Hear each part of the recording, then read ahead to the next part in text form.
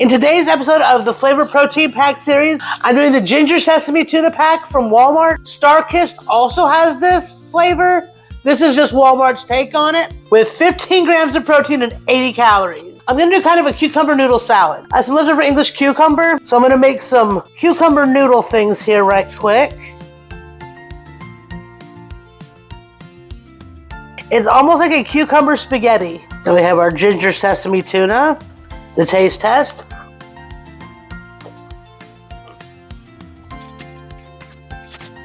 That ginger's right up front, so good. I'm not getting much of the sesame. There's a small itty bitty bit on the back end of it, but it's not a very forward flavor in here for me personally, but that ginger's definitely right there. Let's go ahead and get this all emptied out. I'm definitely gonna need to pick up Starkist's flavor packet of this one to see how sesame forward theirs is. Now to this, I'm adding some sesame seeds, a little spot of cilantro, and just a quick splash of soy. Now get that mixed up there.